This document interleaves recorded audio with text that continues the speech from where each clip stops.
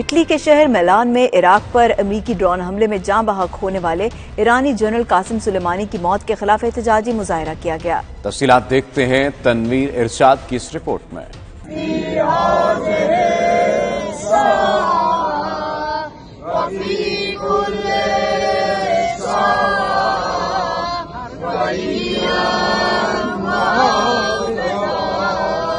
امریکہ کی جانب سے عراق میں ایرانی جنرل قاسم سلیمانی کو قتل کیے جانے کے خلاف امام مہدی آرگنائزیشن روم کی جانب سے اٹلی کے شہر میلان کے مرکزی ریلوے اسٹیشن کے سامنے احتجاجی مظاہرہ کیا گیا۔ مظاہرے سے خطاب کرتے ہوئے مولانا عابد حسین بہشتی نے کہا، جنگ کسی مسئلے کا حل نہیں اور نہ ہی دنیا کسی نئی جنگ کی متحمل ہو سکتی ہے۔ انہوں نے کہا، مظاہرے کا مقصد یہی ہے کہ ہم جنگ نہیں چاہتے، تمام ممالک کو چاہیے کہ وہ ایک دوسرے کی حدود کا احترام کریں۔ صدر امامیہ ویلفیئر آرگنائزیشن بریشیا سید سجاد حسین بخاری نے امریکی کارروائی میں ایرانی جنرل کی ہلاکت کی مذمت کرتے ہوئے کہا، ہم اپنے شہداء کو کبھی نہیں بھولے۔ نہ ہمیں جنگ چاہیے اور نہ ہم جنگ چاہتے ہیں۔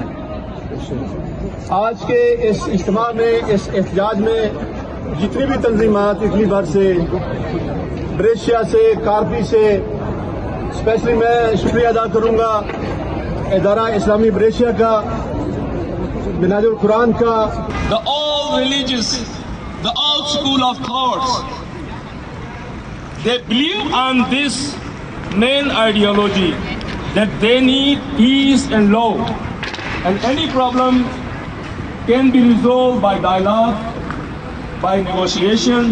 مظاہرے سے خطاب کرتے ہوئے صدر العصر ویلفیئر آرگنائزیشن قاری حسنین گوندل کا کہنا تھا، امریکہ اور اسرائیل خطے میں بدامنی چاہتے ہیں، خطے کے مسائل کو بات چیت کے ذریعے ہی حل کیا جا سکتا ہے۔ اس موقع پر مظاہرین نے پلے کارڈز بھی اٹھا رکھے تھے جن پر نو مور وار کے نعرے درج تھے۔ تنویر ارشاد، 92 نیوز، اٹلی۔